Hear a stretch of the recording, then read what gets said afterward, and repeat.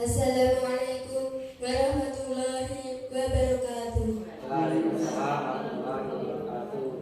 Kepada yang terhormat Kepala SDN di Purwo, Ibu Hartini SPD, yang terhormat Bapak Ibu peserta diseminasi aksi nyata modul 1.4 program guru penggerak. Pertama-tama, marilah kita panjatkan puja dan puji syukur kehadirat Allah Subhanahu wa Ta'ala yang telah melimpahkan rahmat serta hidayahnya sehingga kita dapat berkumpul dalam keadaan sehat walafiat. Yang kedua, sholawat serta salam tak lupa kita haturkan kepada junjungan kita Nabi Agung Nabi Muhammad SAW yang kita tunggu isakannya besok di yaumil akhir. Amin Allahumma amin. Saya di sini sebagai pembawa acara. Saya akan membacakan susunan acara. Adapun susunan acara yang pertama yaitu pembukaan, yang kedua sambutan-sambutan, yang ketiga penyampaian materi, dan yang keempat tanya jawab. Dan adapun acara yang terakhir yaitu doa atau penutup. Untuk memasuki acara yang pertama yaitu pembukaan, marilah kita buka acara ini dengan bacaan suratul Fatihah. Alhamdulillah sholihah al-Fatihah.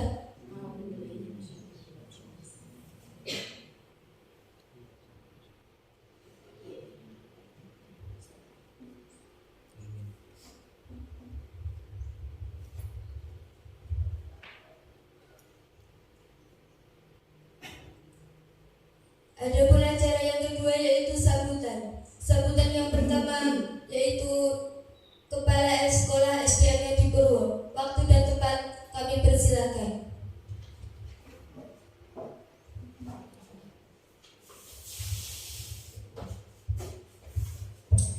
Bismillahirrahmanirrahim.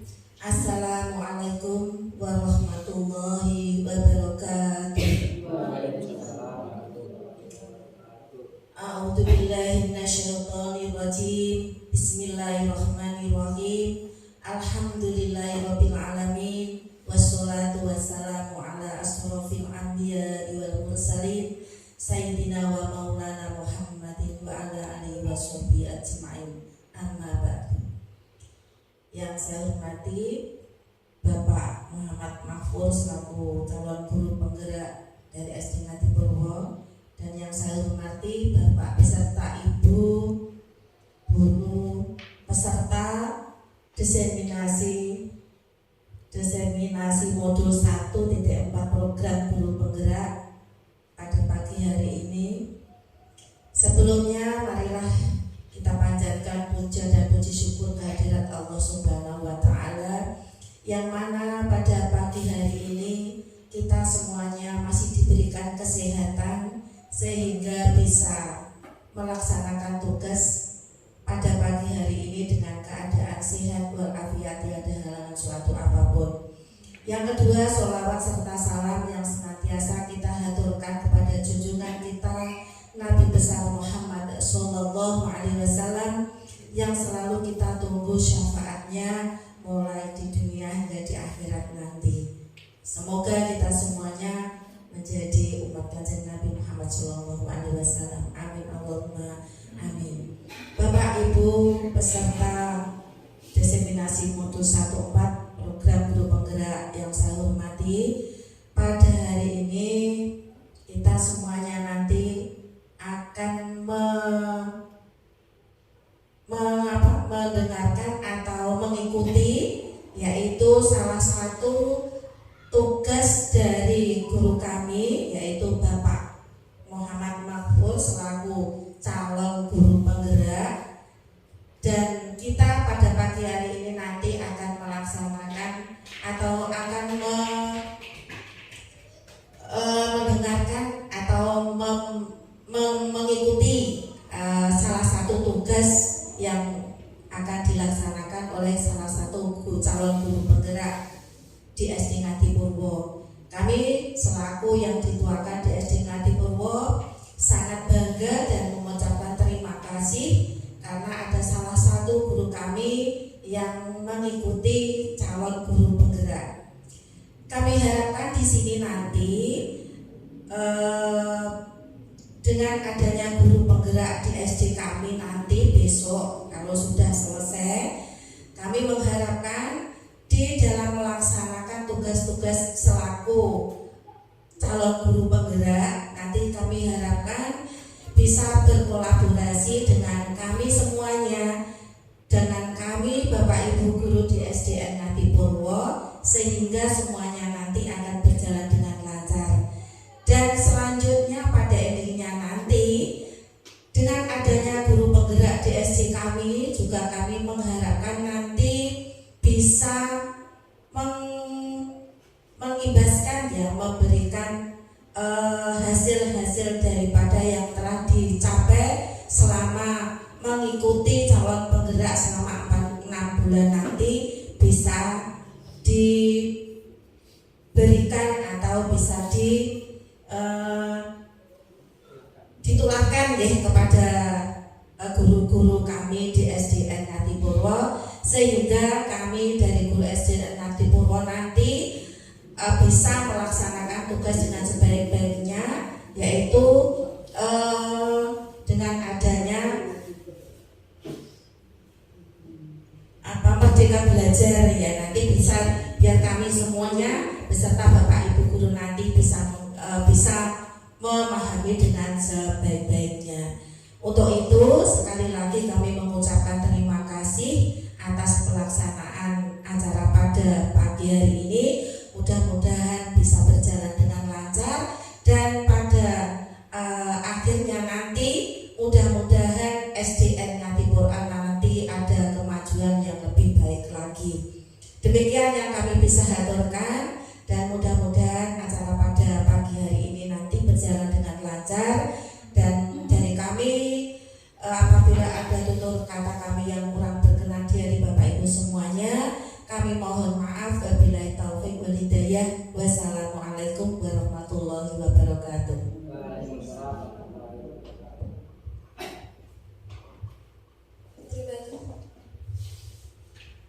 Terima kasih. Untuk acara yang ketiga, yaitu penyampaian materi yang akan disampaikan oleh Bapak Muhammad Mahfud. Waktu dan tempat kami persilahkan.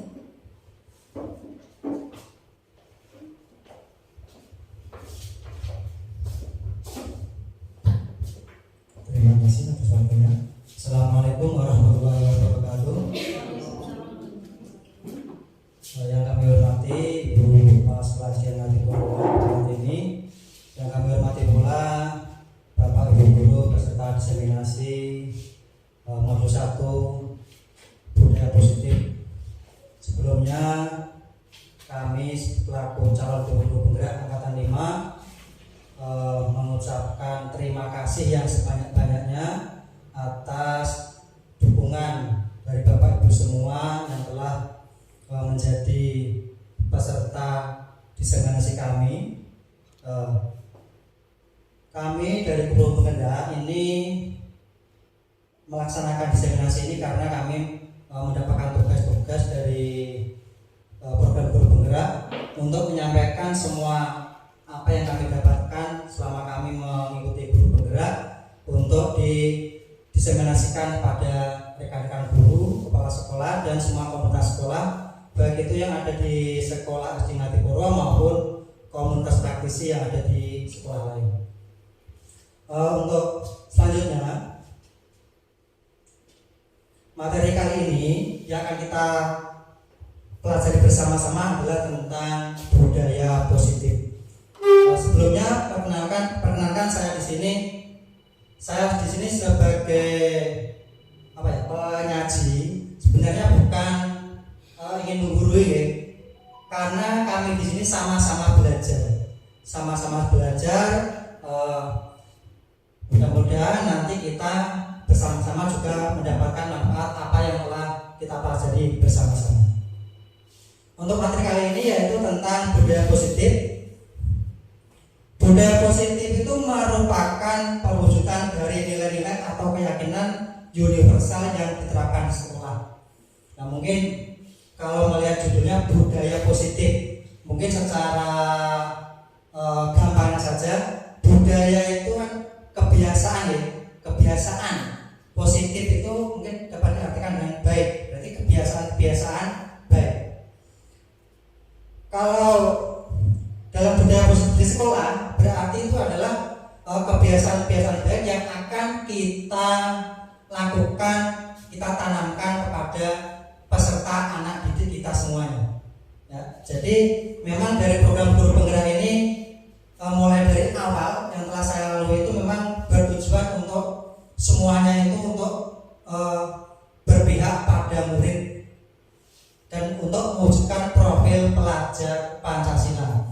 Nah, mungkin Bapak Ibu semua sudah memahami semua bahwa sekarang ini memang pemerintah sedang giat-giatnya dan sedang mungkin kelas 1 dan 4 sudah melaksanakan program kurikulum merdeka ya. Nah di situ sama saja dalam guru penggerak itu juga yang dibahas adalah tentang bagaimana kita memerdekakan murid, ya, bagaimana kita membuat anak didik kita itu senang, bagaimana anak didik kita itu bisa berbuat hal-hal yang baik tanpa mungkin menyakiti atau perasaan mereka. Untuk membangun budaya yang positif, sekolah perlu menyediakan lingkungan yang positif, aman, dan nyaman agar murid-murid mampu berpikir, bertindak, dan mencipta dengan merdeka, mandiri, dan bertanggung jawab. Salah satu strategi yang perlu ditinjau ulang adalah bentuk disiplin yang dijalankan selama ini di sekolah-sekolah kita. Mungkin selama ini kita memang sudah pernah menjalankan mungkin dengan peraturan-peraturan untuk menegakkan disiplin-disiplin sekolah. Nah, pada materi kali ini, apakah disiplin yang sudah kita laksanakan itu apakah sudah sesuai dengan filosofi dari Ki Hajar Dewantara atau belum? Nah, nanti kita pelajari bersama-sama bagaimana sebenarnya disiplin positif yang benar itu yang bagaimana, yang tidak menyakiti anak itu yang bagaimana. Nanti kita bisa pelajari bersama-sama. Ya, sekarang untuk pertanyaan pemantik, mungkin Bapak Ibu bisa menjawab pertanyaan yang ada di layar monitor. Untuk yang pertama, hukuman dapat mendisiplinkan anak. Nah, menurut Bapak Ibu bagaimana? Apakah hukuman itu dapat mendisiplinkan anak apa tidak? Mungkin ada pendapat dari Bapak Ibu. Apakah hukuman kita mungkin menghukum anak yang terlambat sekolah dihukum berlari mengelilingi sekolah 10 kali? Apakah bisa mendisiplinkan anak apa tidak, kira-kira seperti itu? Nah, itu pertanyaan pemantik yang pertama. Kemudian yang kedua, pemberian hukuman dengan hal positif seperti membaca atau membersihkan halaman sekolah dapat meningkatkan disiplin anak. Bagaimana menurut Bapak Ibu? Mungkin ada yang melanggar, anak melanggar, kemudian kita memberi hukuman tapi positif dengan cara mungkin terlambat sekolah dihukum untuk menyapu halaman. Nah, seperti itu apakah bisa meningkatkan disiplin anak apa tidak? Nah, mungkin Bapak Ibu bisa bisa merenungi atau mungkin apakah yang saya lakukan itu sudah bisa meningkatkan motivasi apa tidak? Itu yang kedua. Yang ketiga, memberi penghargaan dapat meningkatkan motivasi belajar anak. Nah, bagaimana menurut Bapak Ibu? Kalau ada pertanyaan seperti ini, memberi penghargaan dapat meningkatkan motivasi pada anak apa tidak? Mungkin Bapak Ibu bisa jawab. Dengan memberi penghargaan, mungkin diberi hadiah, diberi imbalan, diberi sanjungan. Seperti itu apakah dapat meningkatkan motivasi anak apa tidak? Bisa ya. Ya. Memang pemahaman kita selama ini hal seperti itu memang bisa. Tapi apakah memberi penghargaan seperti itu apakah bisa memotivasi selamanya apa tidak? Karena apa? Itu kan masih motivasi dari luar, namanya motivasi ekstrinsik. Itu masih motivasi dari gurunya. Dengan diberi hadiah, anak semangat. Kalau seperti itu masih belum ada motivasi dari dalam diri anak itu sendiri. Ya, memang selama ini mungkin pendapat kita bisa seperti itu, tapi sebenarnya itu adalah motivasi jangka pendek. Mungkin anak hanya termotivasi hanya sebentar, setelah itu tidak belajar lagi karena tidak ada hadiahnya, seperti itu. Jadi yang kita pelajari sekarang yaitu tentang budaya positif, itu termasuk bagaimana caranya kita itu membuat anak itu bisa termotivasi dari dalam dirinya sendiri. Jadi tidak ada motivasi dari luar atau ekstrinsik, tidak ada penghargaan, tidak ada sanjungan, tapi anak tersebut bisa belajar dengan sendirinya. Bagaimana caranya? Ya, sekarang nanti akan kita pelajari. Yang pertama adalah tentang perubahan paradigma dari stimulus respon ke teori kontrol. Kemudian tentang disiplin positif. Yang ketiga tentang motivasi perilaku manusia. Kemudian kebutuhan dasar manusia. Dan yang kelima tentang 5 posisi kontrol. Yang keenam tentang keyakinan kelas. Dan yang ketujuh tentang restitusi. Dan nanti apakah materi ini sudah mungkin sudah pernah kita pelajari? Yuk kita pelajari bersama-sama. Nah sekarang ini coba Bapak Ibu, ada A dan B, Anda dan teman mungkin bisa dengan berpasangan ya. Coba dari salah satu pasangan ini menggenggam. Yang ada di genggaman Bapak Ibu itu adalah hal yang paling berharga pada diri Ibu atau Bapak Ibu. Apa hal yang berharga kamu genggam di genggaman Bapak Ibu semua? Kemudian yang lainnya, teman yang lainnya dengan sekuat tenaga berbagai cara untuk meminta memberikan benda yang digenggam. Kira-kira Bapak Ibu akan memberikan apa tidak? Benda yang jenengan genggam itu benda yang sangat berharga. Kira-kira benda itu akan jenengan berikan kepada teman orang lain apa tidak? Tidak. Ya. Karena apa? Karena memang sangat berharga dan yang bisa mengontrol itu adalah diri Bapak Ibu sendiri. Ya, walaupun mungkin dibujuk temannya mau diberi imbalan, mau diberi hadiah, mau diberi ancaman atau dirayu. Ya, karena itu benda sangat berharga, pasti Bapak Ibu akan mempertahankannya dan tidak akan membukanya. Nah, hal itulah sama dengan diri kita saat mendidik anak. Anak itu juga sama saja. Anak itu tidak bisa dikontrol oleh gurunya. Tapi anak itu mengontrol bisanya adalah dirinya sendiri. Dari dalam dirinya sendiri.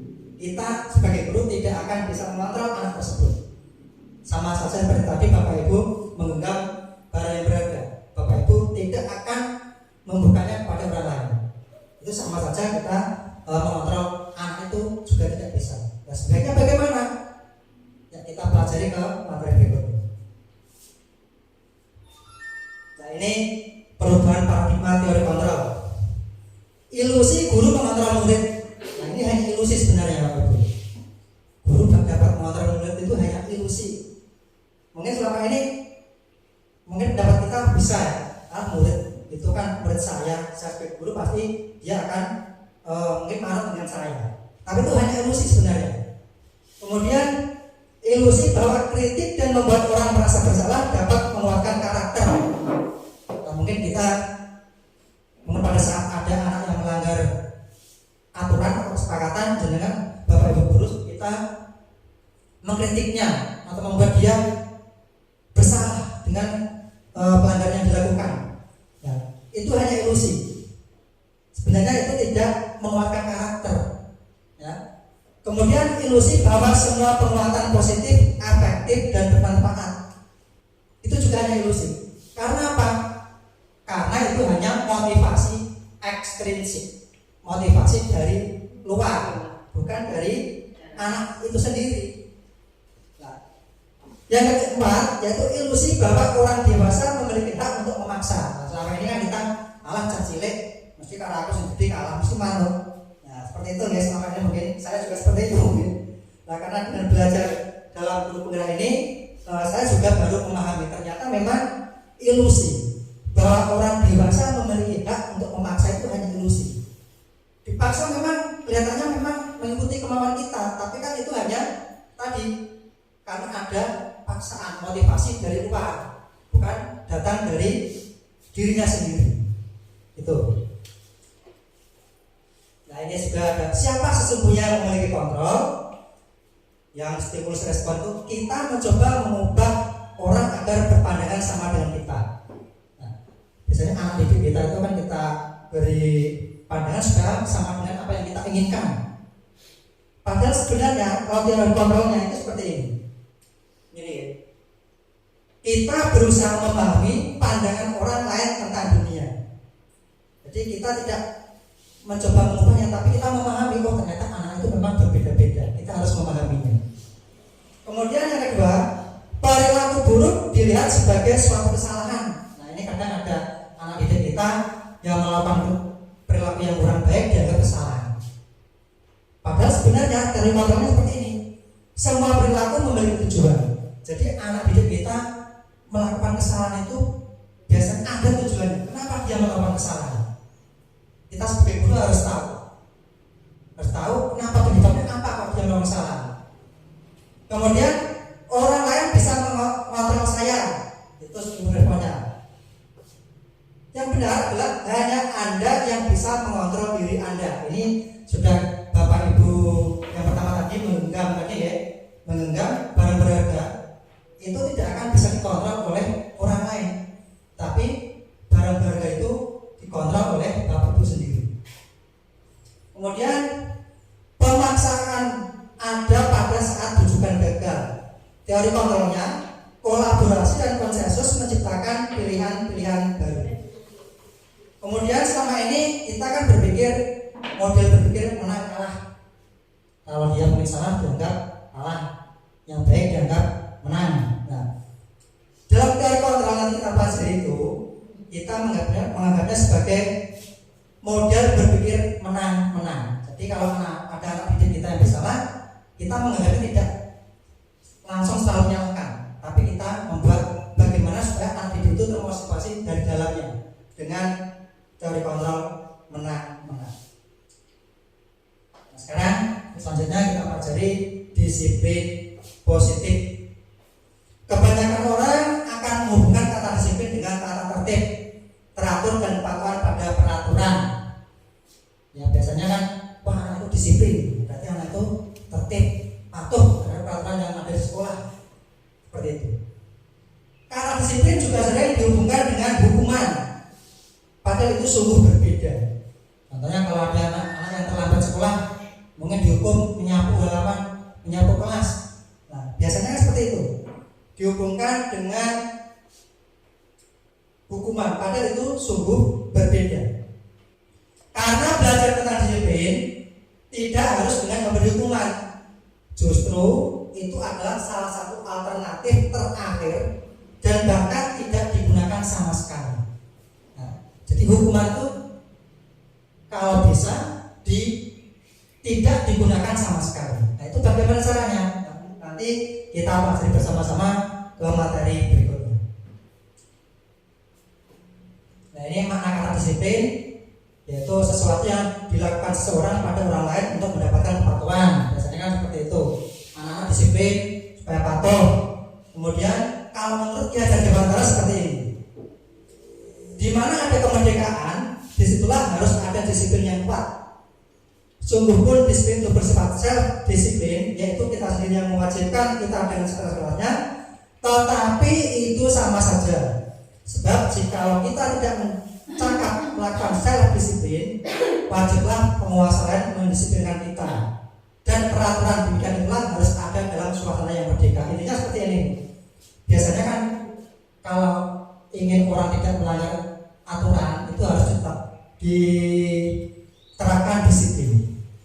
Sehingga, tetapi menurut Ki Hajar Dewantara, dalam menerapkan disiplin itu adalah dalam suasana yang merdeka, tidak malah dengan cara menghukum anak, tapi dengan cara menimbulkan keyakinan atau motivasi dalam diri anak itu, supaya dia itu mengikuti aturan itu sesuai dengan keyakinannya, sesuai dengan timbul yang ada di dalam keyakinannya sendiri. Jadi motivasi instinktif. Nah sekarang sebagai pendidik apa tujuan kita? Nah ini tujuan kita adalah menciptakan anak-anak yang memiliki disiplin diri. tidak disiplin karena peraturan, karena mungkin takut hukuman, atau mungkin takut supaya tidak diberi hadiah. Tidak, tapi kan disiplin diri. Sehingga perilaku mereka itu mengacu pada nilai-nilai kebajikan universal dan memiliki motivasi intrinsik. Jadi perilaku anak didik itu timbul dari motivasi intrinsik, yaitu dari nilai-nilai kebajikan universal. Nah, sekarang apa nilai-nilai kebajikan universal itu? Nah, sekarang kita pelajari nilai-nilai kebajikan universal. Selama ini Bapak Ibu sudah seringkali mungkin ada istilah profil pelajar Pancasila. Nah, mungkin Bapak Ibu ada yang sudah memahami ya, profil pelajar Pancasila itu ada berapa komponen Bapak Ibu? Ada berapa komponen yang dimaksud dengan profil pelajar Pancasila? Ya, beriman, mandiri, bernalar kritis, berkepentingan global, bergotong royong, kreatif. Nah, ini adalah nilai-nilai kebajikan yang ada dalam profil pelajar Pancasila. Nah, nilai-nilai kebajikan inilah yang menjadi cita-cita pelajar Indonesia, termasuk cita-cita dari anak didik kita. Nah, sekarang bagaimana cara mewujudkannya? Kita sebagai pendidik harus bisa mewujudkan nilai-nilai kebajikan seperti yang ada dalam profil pelajar Pancasila. Nah, nilai-nilai ini kita biasakan, kita tanamkan kepada anak-anak didik kita. Mungkin selama ini sudah ada yang sudah melaksanakan ini ya. Contohnya anak-anak mungkin beriman dan bertakwa pada saat pelajaran dimulai, dan pada saat akan pulang kan berdoa dulu. Itu kan sudah termasuk melaksanakan nih profil pelajar Pancasila yang pertama, beriman dan bertakwa. Kemudian mandiri. Anak-anak akan juga mandiri mungkin pada saat mengerjakan tugas-tugasnya.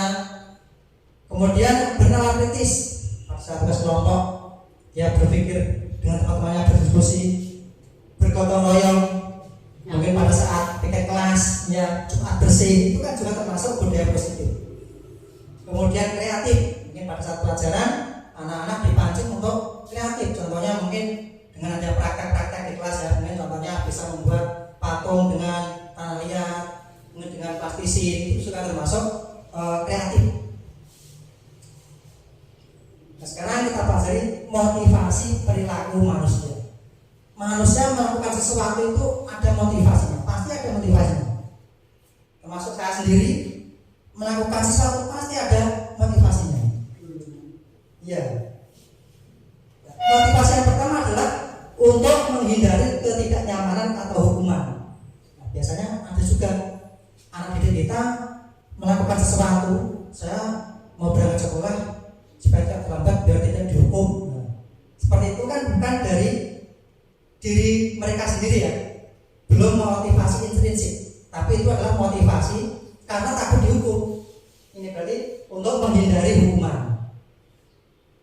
Ini adalah motivasi yang terendah dari perilaku manusia, karena takut dihukum itu motivasi yang terendah. Kemudian yang kedua, untuk mendapatkan imbalan atau penghargaan dari orang lain.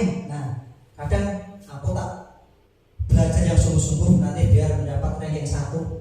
Nah, itu juga dia terus belajar ingin mendapatkan hadiah ranking, bukan motivasi dari dalam sendiri. Kalau dari dalam sendiri mungkin saya mau belajar dengan sungguh-sungguh biar saya nanti itu tercapai cita-cita saya. Nah, itu mungkin motivasi dari dalam seperti itu.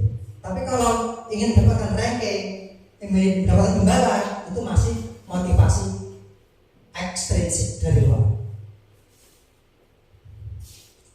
Kemudian yang ketiga, yang ketiga ini adalah motivasi yang sebenarnya yang diharapkan timbul pada anak didik kita, yaitu untuk menjadi orang yang mereka inginkan dan menghargai diri sendiri dengan nilai-nilai yang mereka percaya. Mereka melakukan sesuatu karena nilai-nilai yang mereka yakini dan hargai, dan mereka melakukannya karena ingin menjadi orang yang melakukan nilai-nilai yang mereka yakini tersebut.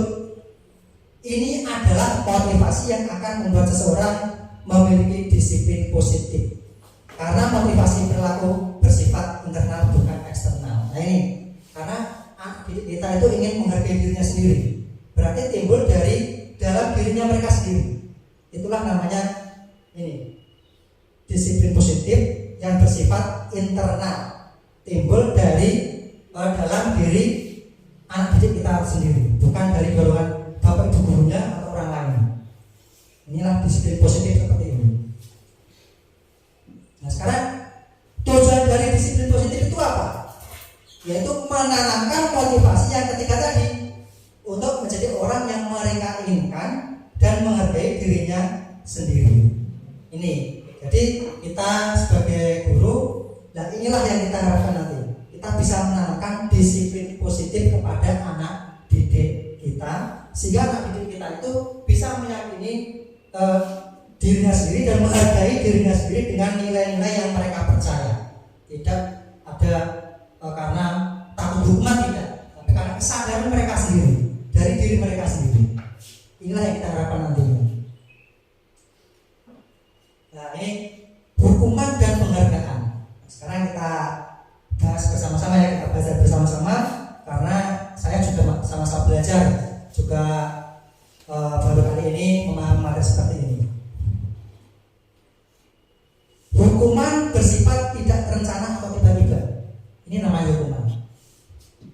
Biasanya mungkin ada orang yang tiba-tiba merusak bunga sekolah ya, langsung dipanggil, sini kamu hukum, saya hukum karena mengisi menguras kamar mandi. Nah itu kan tidak ada kesepakatan antara murid dan gurunya. Itu bersifat tidak terencana atau tiba-tiba, muncul sendiri dari bapak ibu guru, langsung memberi hukuman. Itu namanya hukuman. Anak atau murid tidak tahu apa yang akan terjadi dan tidak dilibatkan. Jadi yang membuat hukuman aturan ini hanya dari guru saja atau dari sekolah saja. Anak tidak terlibat. Itu namanya hukuman. Dalam membuat peraturan, itu yang dibuat hanyalah sekolah atau guru. Itu namanya hukuman. Hukuman yang diberikan bisa berupa fisik maupun psikis. Murid atau anak disakiti oleh suatu perbuatan atau kata-kata. Itu namanya hukuman. Jadi mungkin tidak hanya menyakiti anak itu hanya dengan mungkin dipukul atau jewer, tidak. Tapi dengan kata-kata itu juga termasuk menyakiti dari psikis anak tersebut, bukan hanya fisik. Itu namanya hukuman. Nah sekarang konsekuensi, mungkin bapak ibu pernah mungkin memahami yang konsekuensi itu apa? Apa yang dimaksud dengan hukuman, apa yang dimaksud dengan konsekuensi? Bapak ibu pernah? Mungkin dengan konsekuensinya apa kalau saya melakukan ini?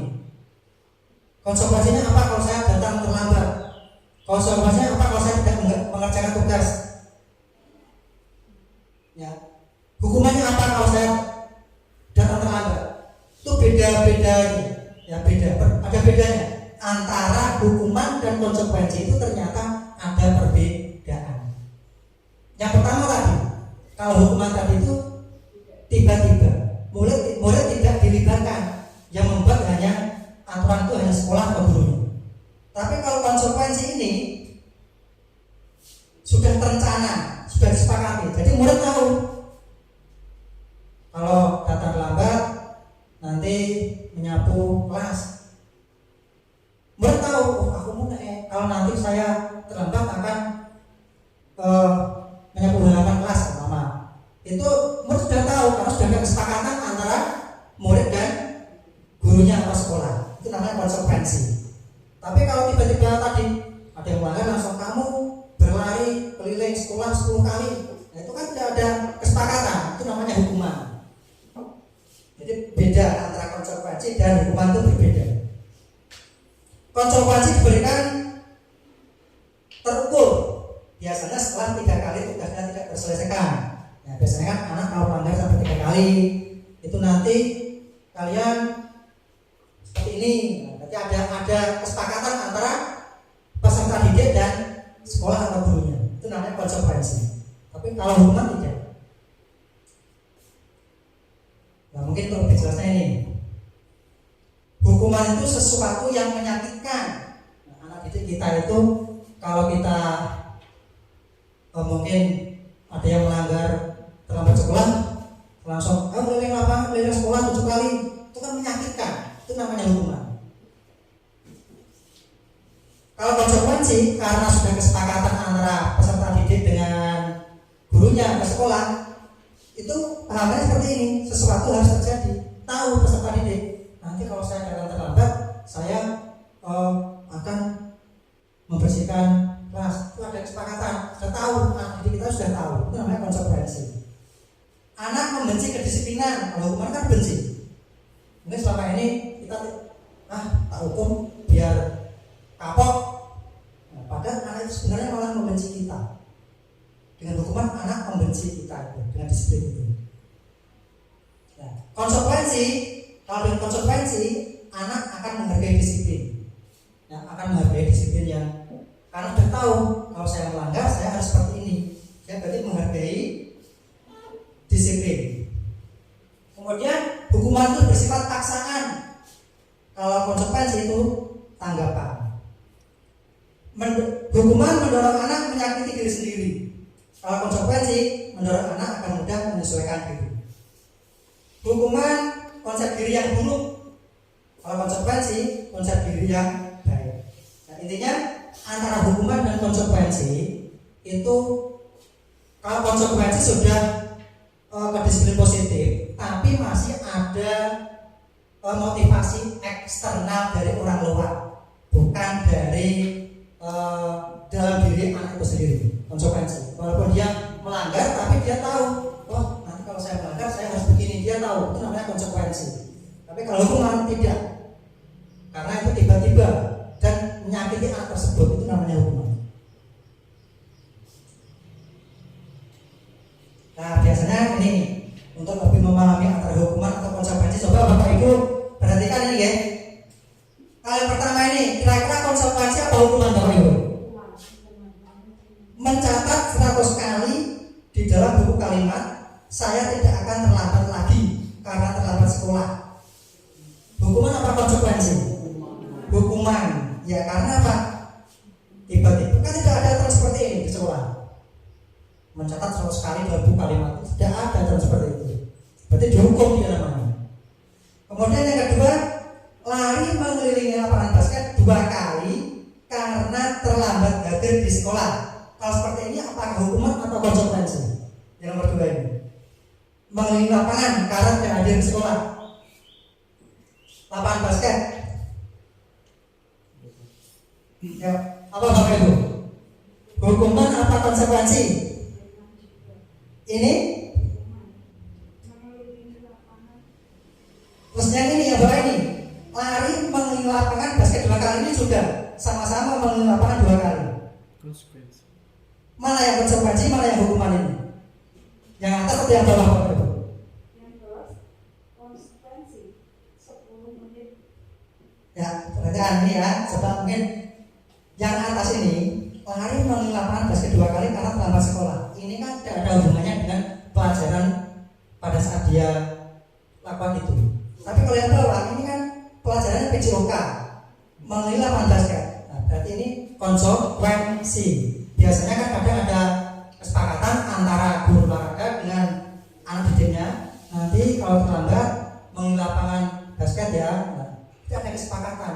Berarti konsekuensi. Ini ada kaitannya antara mengelilingi lapangan dan olahraga, itu kan ada hubungannya. Beda dengan yang tadi, mengelilingi lapangan tidak ada hubungannya dengan terlambat hadir, tidak ada hubungannya dengan terlambat hadir ke sekolah. Beda ya. Mungkin Bapak Ibu sudah memahami ya antara konsekuensi dan hukuman. Nah sekarang dihukum oleh penghargaan. Nah, mungkin selama ini yang kita lakukan seperti ini. Penghargaan itu efektif jika kita menginginkan seseorang melakukan sesuatu yang kita inginkan dalam jangka waktu pendek. Penghargaan itu hanya jangka waktu pendek. Anak yang kamu diberikan hadiah itu biasanya hanya akan melaksanakannya itu, termotivasinya hanya sebentar dalam waktu jangka pendek. Kemudian penghargaan tidak efektif adalah peristiwa yang diinginkan yang dibuat dengan persyaratan. Hanya jika Anda melakukan hal ini, maka Anda akan mendapatkan penghargaan. Kalau tidak melakukan, tidak mendapatkan penghargaan. Itu berarti tidak efektif. Ya. Kemudian penghargaan merusak hubungan. Nah ini, ketika seorang diberi penghargaan atau dipuji di depan orang banyak, maka yang lain akan merasa iri. Ya, anak-anak itu loh dapat ranking 1, orangnya pintar, orangnya pandai, kamu seperti itu. Biasanya akan membuat yang tidak mendapat ranking itu akan menjadi merasa iri. Makanya mungkin anak yang tidak dapat ranking dengan yang dapat ranking akan terjadi dapat merusak hubungan. Ya, penghargaan dapat merusak hubungan seperti itu. Maksudnya seperti itu. Kemudian penghargaan mengurangi ketepatan. Contohnya seperti ini. Dalam sebuah percobaan, anak laki-laki berusia 9 tahun diminta untuk melihat gambar-gambar yang ditampilkan di layar dan mereka harus memberitahu jika wajah tersebut sama atau berbeda. Gambar-gambar tersebut hampir sama. Beberapa dari mereka diberi penghargaan dalam bentuk uang pada mereka yang memberi jawaban benar, sementara yang sebagian lain tidak diberi uang. Hasilnya ternyata anak yang dibayar membuat lebih banyak kesalahan. Karena apa? Biasanya orang kalau diberi uang, aku harus akarku, besok duit, akhirnya malah jawabannya salah. Nah ini makanya namanya ini penghargaan mengurangi ketepatan. Dia mengerjakannya malah keliru, berarti mengurangi ketepatan. Kalau dia merasa sudah dapat uang, tidak usah menggarapi sebisanya, salah nggak apa-apa. Dia berpendapat seperti itu. Kemudian penghargaan menurunkan kualitas. Nah ini ada pengamatan di sebuah universitas yang sedang menuliskan sebuah artikel tentang judul berita. Seiring waktu mahasiswa tersebut mau bekerja dengan cepat. Kemudian ada beberapa mahasiswa yang dibayar untuk setiap judul berita utama. Ini dengan dibayar mereka mampu hasilkan. Dan setelah berapa lama dibayar, kinerjanya berhenti berkembang. Nah, dia kalau tidak dibayar tidak bekerja dengan baik. Kalau dibayar baru bekerja. Nah, ini namanya dapat menurunkan kualitas. Kemudian penghargaan mematikan kreativitas. Ini dengan memberi hadiah. Selama ini kan murid berpikir dengan beri hadiah penghargaan bisa menulis puisi. Kreativitas kelompok berarti menjadi berkurang dibandingkan dengan yang tidak diberi penghargaan. Jadi malah mematikan kreativitas. Penghargaan menghukum. Penghargaan menghukum mereka yang tidak mendapat penghargaan. Misalnya dalam sistem ranking. Nah ini ya, ini selama ini termasuk saya sendiri sebelum mempelajari materi guru penggerak ini sering memberi ranking ya. Dan ternyata seperti itu memang kurang tidak memberi motivasi intrinsik dari dalam diri anak tersebut, tapi hanya motivasi karena anak tersebut ingin mendapatkan ranking, motivasi ekstrinsik. Ini penghargaan menghukum, misalnya dalam memberi ranking. Mereka yang mendapat ranking kedua akan merasa paling dihukum. Nilai saya di bawahnya, apalagi yang ranking terakhir malah merasa dihukum. Ya, seperti yang ranking 1. Ada lagi, ini tadi sudah ya, benar kata sudah. Ya. Sekarang bagaimana seharusnya kita melaksanakan supaya tidak menghukum, ya, tidak memberi penghargaan, tidak memberi imbalan, supaya anak tersebut dapat belajar termotivasi dari dirinya sendiri, yaitu dengan ini menanamkan disiplin positif pada murid dengan cara ini. Kita berusaha memotivasi dalam diri anak-anak didik kita, memotivasi anak supaya anak tersebut dapat tumbuh motivasi intrinsik, motivasi yang ada di dalam diri mereka. Jadi kita lakukan seperti ini. Nah, bagaimana caranya? Nanti kita pelajari ke materi berikutnya, yaitu dengan segitiga nanti restitusi. Nah ini, dengan ini nanti kita akan tahu proses menciptakan kondisi solusi bagi murid untuk memperbaiki kesalahan mereka, sehingga mereka bisa kembali pada kelompok mereka dengan karakter yang lebih kuat, tidak dengan dihukum, tidak dengan diberi penghargaan, tidak diberi imbalan, tapi anak tersebut bisa memperbaiki kesalahan mereka dengan cara yang restitusi. Restitusi proses kolaboratif yang mengajarkan murid untuk mencari solusi, untuk mencari masalah. Dia melakukan kesalahan itu bagaimana caranya memperbaikinya, solusinya bagaimana. Nah itu, ini tugas kita sebagai bapak ibu guru, bagaimana caranya membuat anak itu tahu solusinya bagaimana kalau dia itu melakukan kesalahan. Itu dengan restitusi. Tapi untuk bagaimana kita menerapkan restitusi nanti pada pemateri terakhir. Sebelum kita materi tentang restitusi, kita tahu dulu kebutuhan dasar manusia. Selama ini bapak ibu semua dan anak didik kita melakukan sesuatu itu pasti karena ada kebutuhan dasarnya. Contohnya, ada anak yang mengganggu temannya. Anak tersebut itu apa mungkin kebutuhan dasar yang tidak terpenuhi karena dia itu ingin menjahili temannya saja, atau hanya memang dia seperti itu kelakuannya. Mungkin ada kebutuhan dasar yang tidak terpenuhi. Nah, kita sebagai guru harus tahu kebutuhan dasar apa yang kira-kira tidak terpenuhi. Kita pelajari bersama-sama. 5 kebutuhan dasar manusia. Yang pertama adalah kebutuhan bertahan hidup.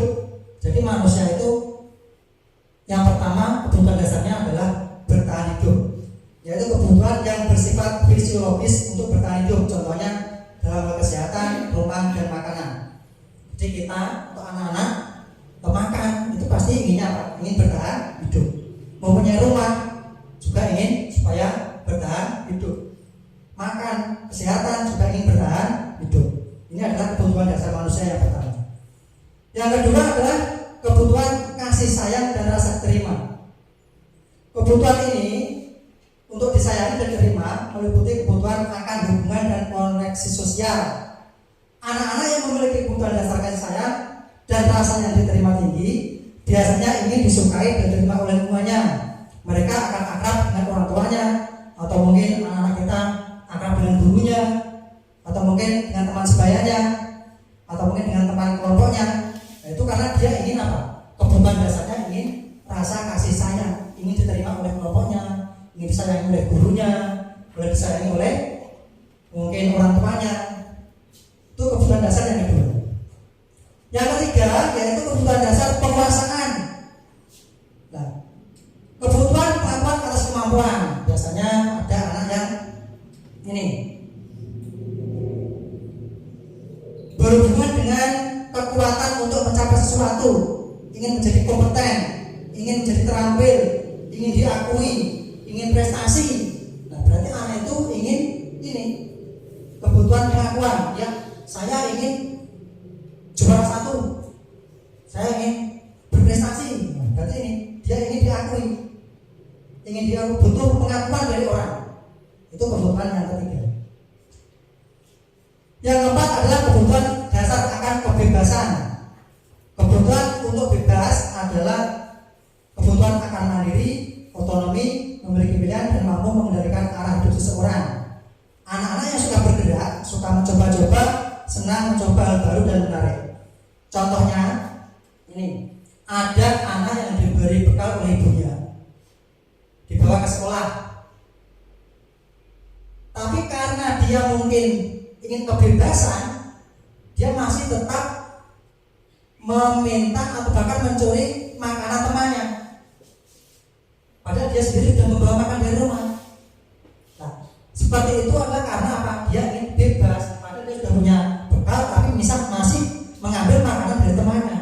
Berarti dia itu kebutuhan kebebasannya yang belum terpenuhi. Dia ingin kebebasan. Itu kebutuhan yang keempat. Yang kelima yaitu akan kebutuhan dasar kesenangan, kebutuhan untuk merasa senang. Contohnya tadi, kalau ada anak ke sekolah membawa bekal dari ibunya, kemudian dia mengambil makanan temannya,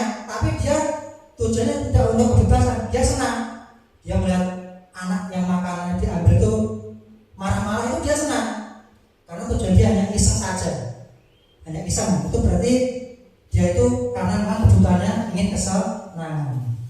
Jadi itu ya Bapak Ibu, kebutuhan yang ada pada anak didik kita itu tadi ada 5 itu. Jadi kita sebagai guru juga harus bisa mengetahui kebutuhan dasar apa yang belum terpenuhi pada anak didik kita itu. Mungkin ada anak yang melakukan kesalahan, kita harus tahu kebutuhan dasar apa yang belum terpenuhi. Apakah dia mungkin karena ingin kebebasan, apakah karena ingin kesenangan, apakah karena ingin pengakuan, apakah karena ingin kasih sayang, apakah karena ingin penguasaan.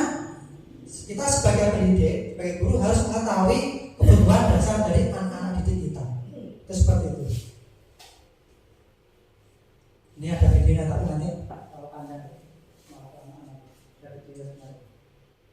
nah sekarang, nah ini mungkin ini perlu kita ketahui sebagai pendidik 5 posisi kontrol. Bagaimana cara kita mengontrol anak yang melakukan kesalahan. Nah mungkin ini perlu kita lebih memahaminya. Yang pertama, 5 posisi kontrol itu ada sebagai penghukum. Contohnya tadi, ada anak terlambat sekolah dihukum keliling sekolah selama 10 kali, itu namanya hukum. Kemudian yang kedua adalah posisi kontrol pembuat rasa bersalah. Jadi kalau kita yang ada anak didik kita yang salah, kita malah menyalahkan mereka. Kemudian ada posisi kontrol yang sebagai teman, kita menganggap anak didik kita itu sebagai teman. Jadi mungkin kita seperti itu anak-anak menjadi nyaman menjadi teman kita. Tapi apakah posisi itu juga sudah baik? Nah, nanti kita pelajari selanjutnya. Sebagai pemantau yang tepat, kita guru hanya memantau anak-anak. Jadi anak-anak itu kalau melakukan sesuatu kita hanya mencatat, mengawasi, memonitor, memantau saja. Kemudian sebagai manajer, nah ini nanti yang kita harapkan sebagai bapak ibu guru itu sebagai posisi kontrol kita sebagai manajer. Ini kita bisa mengontrol anak, tidak menghukum, tidak menyalahkan, tapi sebagai seorang manajer. Nah ini penjelasan seperti ini. Yang menghukum, seorang penghukum bisa menggunakan hukuman fisik atau mungkin verbal kata-kata. Kemudian pembuat orang bersalah, biasanya guru akan bersuara lembut, tetapi anak tersebut merasa bersalah. Itu juga bukan termasuk yang kita inginkan. Kemudian sebagai teman, guru pada posisi ini tidak akan menyakiti murid, namun akan tetap berupaya mengontrol murid melalui persuasi. Yang keempat sebagai monitor, hanya mengawasi murid kita. Dan yang kelima ini yang kita harapkan, yaitu kita bisa menunjukkan tanggung jawab guru dalam posisi terakhir ini. Posisi mentor di mana guru berbuat sesuatu bersama dengan murid, mempersilahkan murid mempertanggungjawabkan perilakunya, mendukung murid agar dapat menemukan solusi atau permasalahannya. Jadi kita sebagai guru, sebagai pendidik yang diharapkan ini, yang kelima sebagai posisi kontrol manajer. Jadi bisa anak tersebut itu menyadari dirinya sendiri dan bisa mempertanggungjawabkan perilakunya sendiri. Ini posisi kontrol tadi ya, penghukum, pembuat rasa bersalah, sebagai teman, pengawas, manajer. Biasanya kalau penghukum itu memarahi muridnya, menyakiti, melakukan kekerasan. Kalau merasa bersalah, pembuat ini mendiamkan, menceramai. Kemudian sebagai teman, membuat pemakluman. Mungkin ada seperti yang salah, kita maklum karena memang mungkin anak-anak belum bisa berpikir dewasa, kita memaklumi. Kemudian sebagai pengawas, pemantau, manajer. Nah ini kita bertanya dan membuat kesepakatan. Kalau ada didik kita yang melakukan kesalahan, kita bertanya, kemudian membuat kesepakatan. Nah ini kita yang harapkan nanti kita sebagai posisi manajer. Dan selanjutnya, ini videonya lama di start. Langsung aja ya, karena mengapa kita selama ini hanya membuat peraturan, tidak membuat keyakinan kelas. Ini ada materi keyakinan keyakinan kelas. Hal inilah yang akan kita terapkan dalam budaya positif kali ini.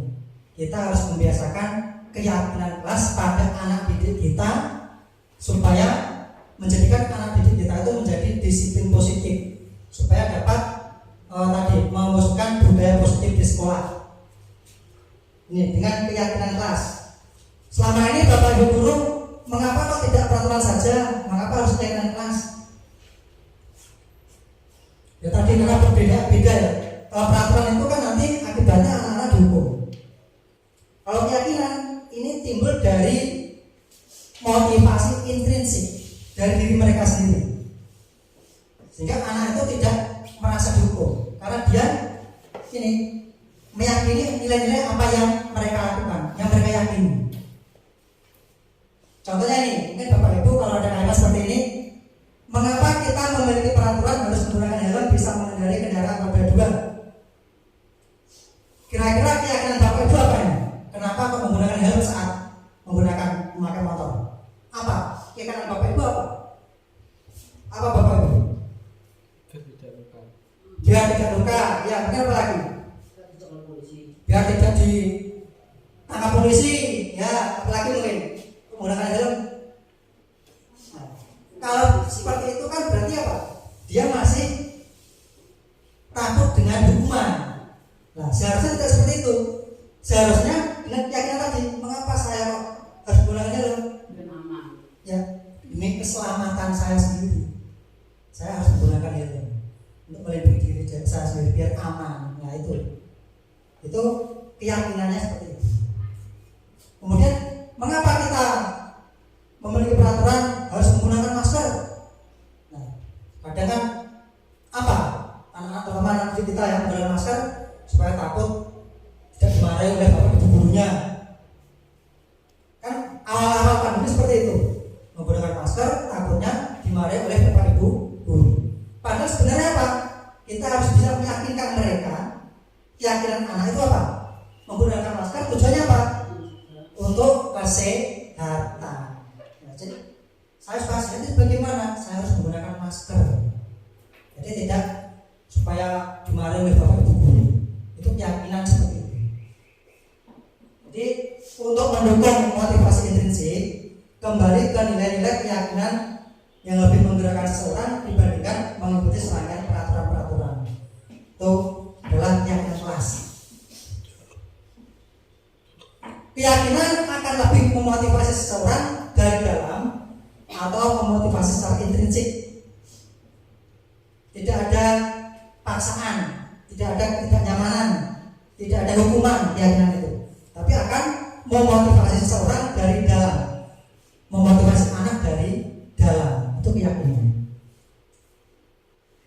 Nah, sekarang bagaimana caranya kita membuat keyakinan pada anak-anak kita, pada mungkin murid-murid kita? Bagaimana caranya? Kita harus meyakinkan anak tersebut bahwa hal-hal yang dilakukan itu adalah yang mereka yakini. Ini yang pertama, keyakinan kelas sebenarnya bersifat abstrak, kemudian dituliskan berupa pernyataan universal, kemudian dibuat dalam bentuk positif. Keyakinan kelas sebenarnya tidak terlalu banyak. Kemudian keyakinan kelas sebaiknya diterapkan di lingkungan sekolah. Ya, kemarin saya sudah mempraktekkan di kelas 6. Nah, mungkin bisa kita kolaborasi dengan kelas-kelas yang lain tentang membuat keyakinan kelas. Jadi anak didik kita itu diminta untuk menuliskan pembelajaran seperti apa yang mereka inginkan di sekolah ini. Itu dia ingin seperti apa? Bebas, mereka sendiri yang menginginkan, bukan kita, bukan sekolah. Contohnya begini, mereka sekolah selama ini membuat peraturan jangan membuang sampah sembarangan. Itu kan peraturan sekolah. Nah, anak didik kita mungkin kalau keyakinannya itu bisa begini, saya ingin sekolah yang bersih, saya ingin menjaga kebersihan. Nah, itu. Tapi kan kalau peraturan jangan membuang sampah sembarangan, beda. Sebenarnya sama, ingin menjaga kebersihan, tapi kan kalau peraturan itu ada jangan. Kalau jangan itu biasanya ada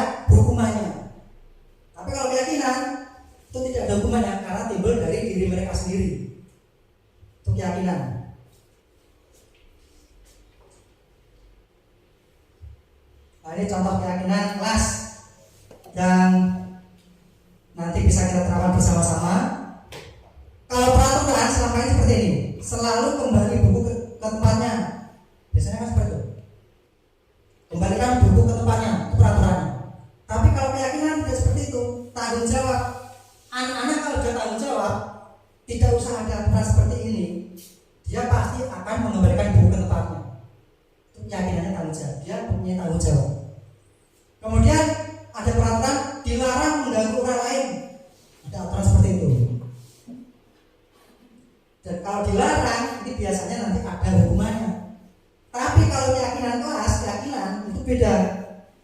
Menghormati orang lain dengan cara menghormati, otomatis ya kita tidak akan mengganggu orang lain. Dia sudah punya keyakinan menghormati orang lain.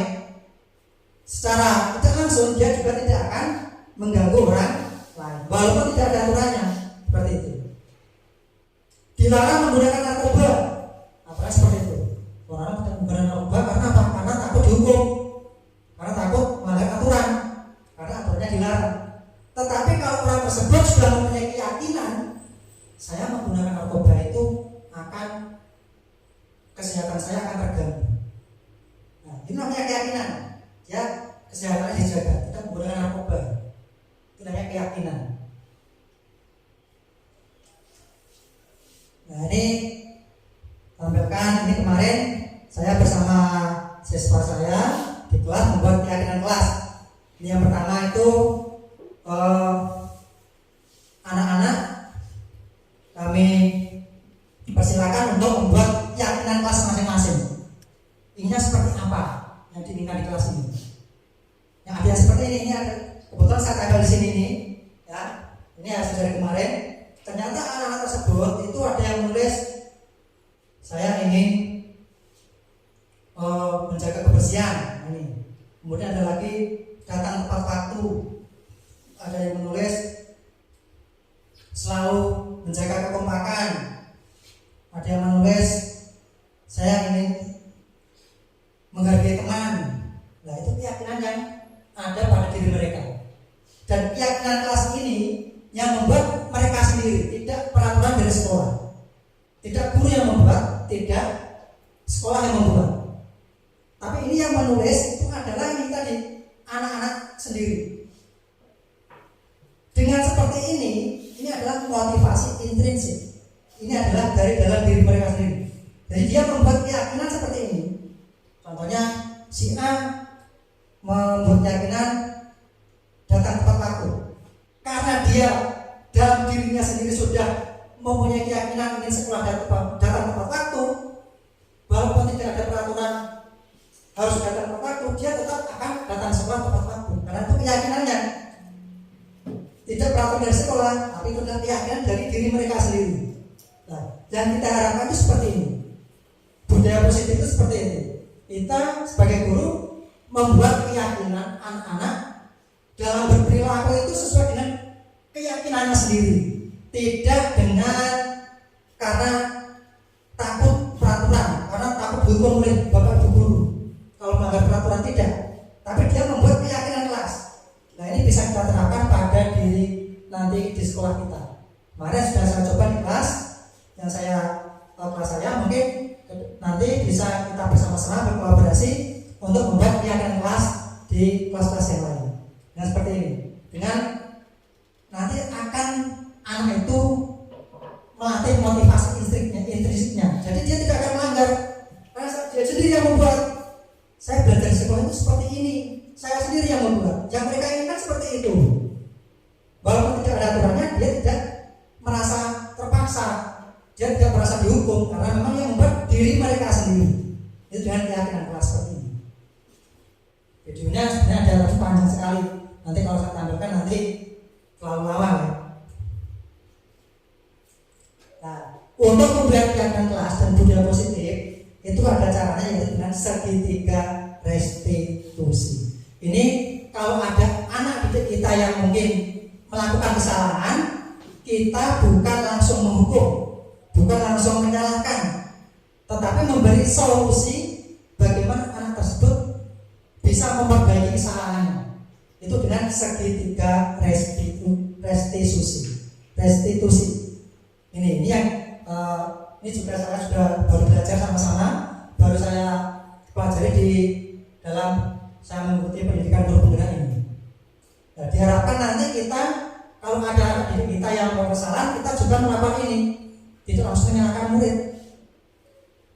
Kita pahami dulu, restitusi adalah proses menciptakan kondisi bagi murid untuk memperbaiki kesalahan mereka.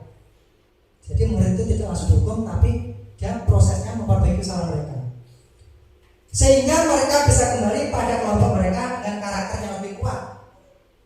Ya, dia tidak merasa hukum, tidak merasa tersakiti. Kemudian menghasilkan murid mencari solusi permasalahannya. Jadi nanti anak itu kita carikan solusi permasalahannya. Dia lakukan itu apa? Kenapa dia melakukan kesalahan itu? Bagaimana cara memperbaikinya?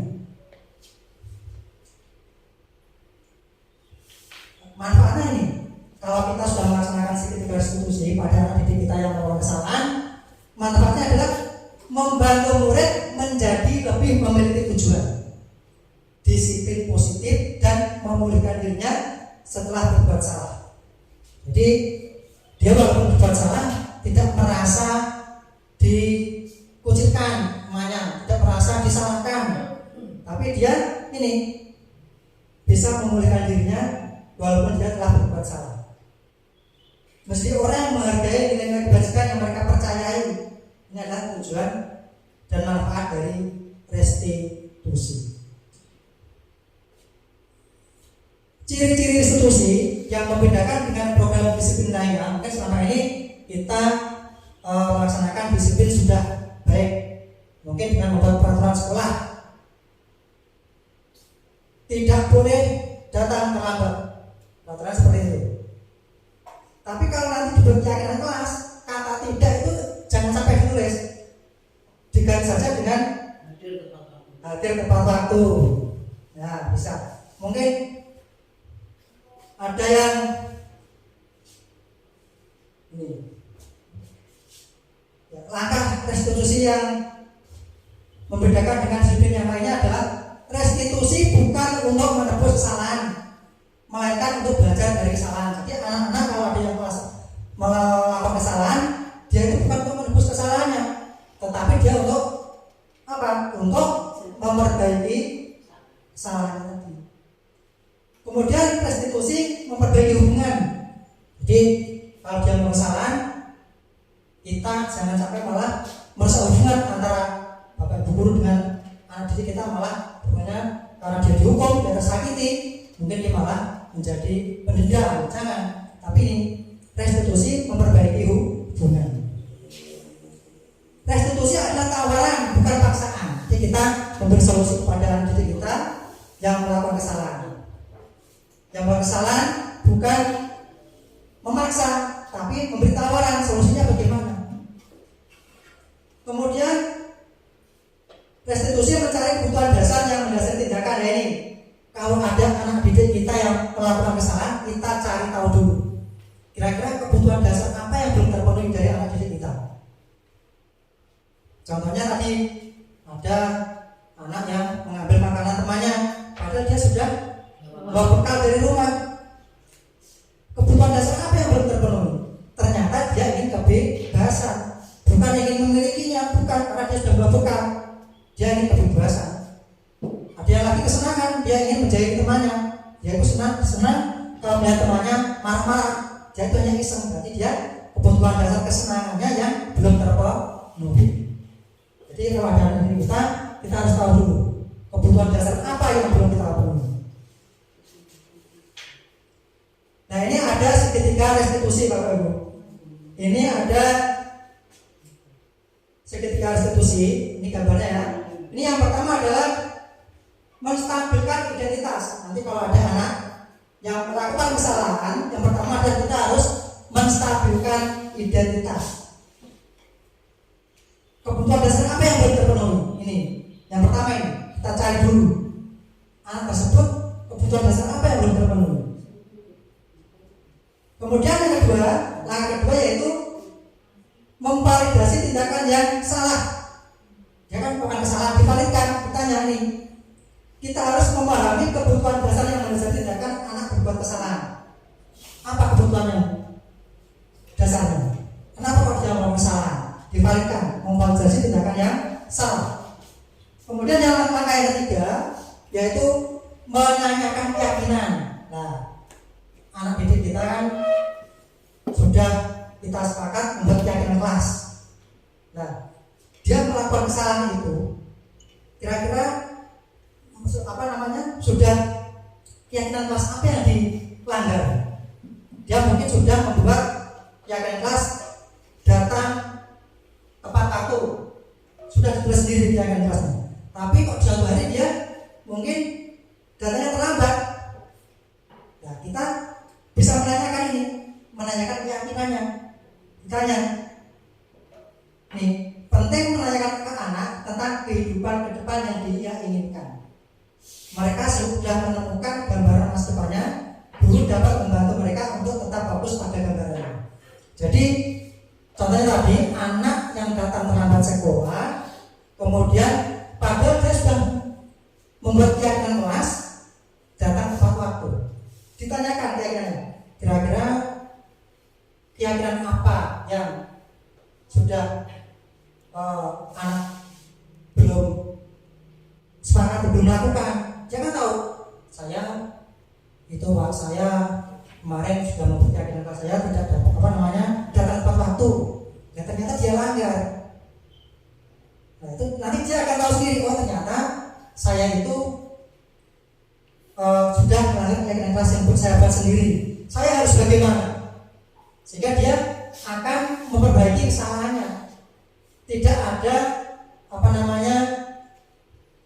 dorongan atau motivasi dari luar, dari bapak ibu, tidak. Tapi dia tahu sendiri, oh iya ternyata saya keyakinan kelas saya itu saya sudah meyakini saya akan datang tepat waktu. Saya kok datangnya terlambat. Nah, dia sendiri akan memperbaiki kesalahannya.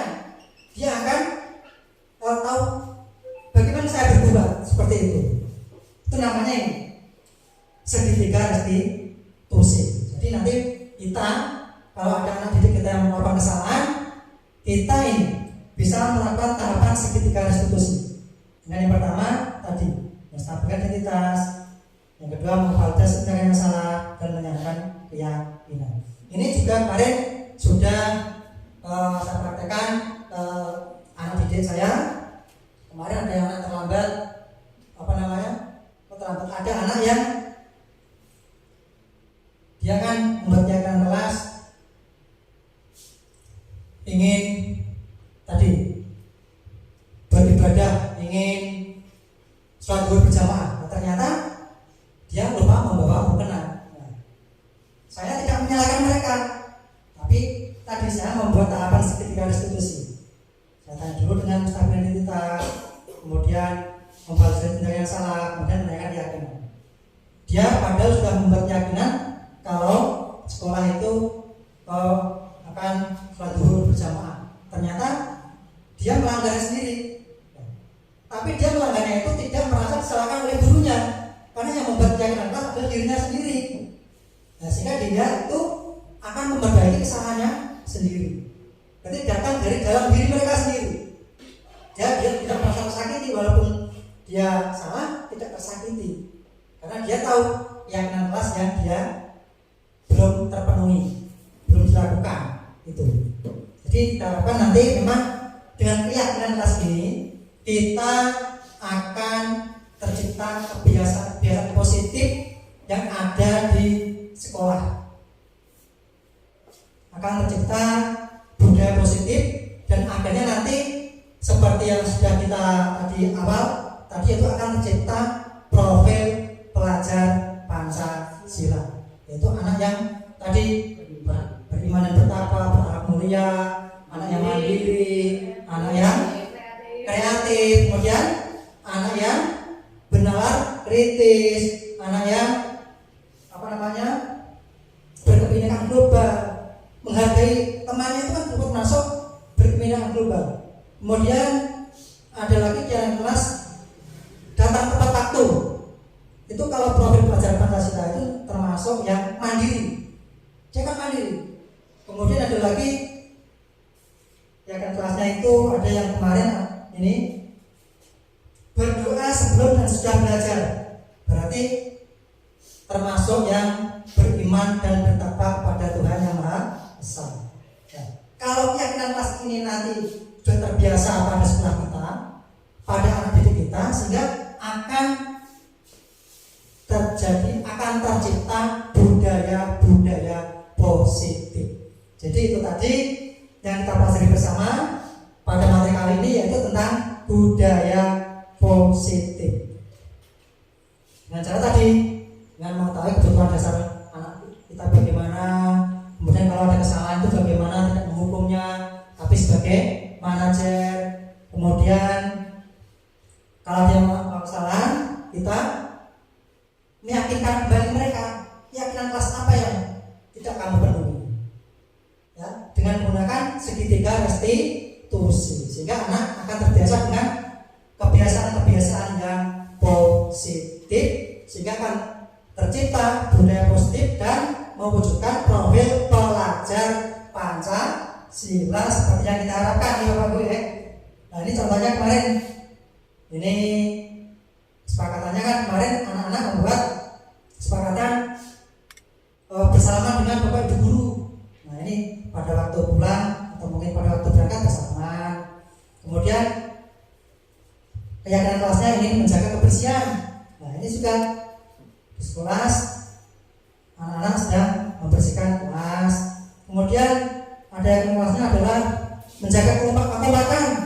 Nah ini pada saat berdiskusi di kelas, anak-anak sedang kompak dengan teman-temannya. Itu termasuk ini dari keyakinan kelas yang sudah diyakini oleh anak tersebut. Jadi bukan kita yang menentukan peraturan, bukan sekolah yang menentukan peraturan, tetapi anak-anak itu berbuat dengan keyakinan mereka masing-masing. Bapak Ibu yang mungkin ada yang tanya tentang keyakinan kelas? Kalau saya tanya, mungkin kedepannya kita bisa berkolaborasi membuat keyakinan kelas di kelas masing-masing, nanti supaya anak didik kita itu bisa terbiasa dengan budaya-budaya positif dan wujud profil pelajar Pancasila. Ini contohnya membersihkan kelas, ini juga dari keyakinan kelas masing-masing. Ya. Nah ini sekian, terima kasih. Ini tadi materi budaya positif yang saya sampaikan. Mudah-mudahan dapat memberi manfaat bagi saya sendiri dan bagi kita semua. Mungkin kembali waktu saya persilakan kepada pembawa acara. Terima kasih. Ada kurang lebihnya saya mohon maaf. Wassalamualaikum warahmatullahi wabarakatuh.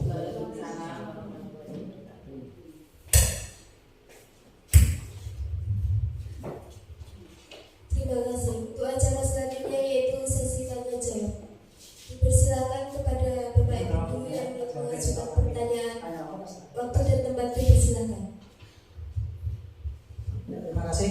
Mungkin Bapak Ibu yang ada yang tanya tentang program guru penggerak atau mungkin tentang gambaran mengerjakan guru penggerak itu bagaimana, atau mungkin caranya supaya lolos menjadi daftar guru penggerak itu bagaimana, silakan.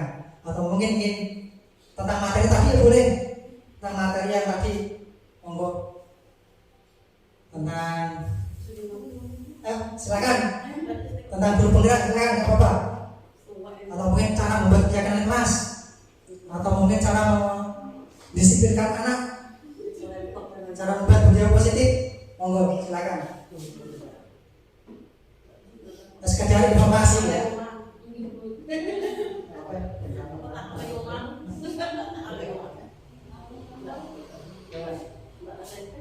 Ya, monggo silakan. Mungkin Bapak Ibu ingin saat ini kan dibuka pendaftaran guru penggerak. Bagaimana gambarnya guru penggerak itu? Monggo silakan. Pengumuman guru penggerak. Dibuka begini informasi dari dinas. Sementara ini yang ikut guru penggerak lulus sertifikat guru penggerak itu insya Allah nanti kalau ikut PPG itu tidak ikut pelatihan-pelatihan, hanya langsung ikut tesnya saja, ikut UP dan UKI. Jadi tidak ikut ikut praktek-praktek apa sih, tidak. Seperti itu. Mungkin itu tanda apa namanya termasuk nilai tambah dari kita mengikuti program guru penggerak. Jadi kalau ikut PPG nanti tidak usah ikut yang lain, hanya ikut UP langsung lulus dan mungkin dan UP langsung bisa lulus. Itu termasuk bisa. Untuk guru penggerak dari sekolah negeri boleh, DTT boleh, sekolah swasta boleh, bebas. Berarti kalau ikut guru penggerak nggak ikut PPG? Tapi kok PPG, tapi langsung tes loh. Tidak, maksudnya tidak usah ikut namanya kegiatannya selama 3 bulan itu tidak usah. Tapi langsung dapat bonus ikutnya tes UP namanya, uji pengetahuan dan uji kinerja, langsung seperti itu. Informasinya seperti Uji itu. pengetahuan. Ya, UP namanya, uji pengetahuan kinerja, langsung seperti itu. Padahal kan selama ini kan kalau PPG kan tahapannya panjang sekali Bu. Selama Iya, tadi harusnya. berbulan-bulan. Ini kan juga. Iya, kita praktek, membuat pengajar, PP.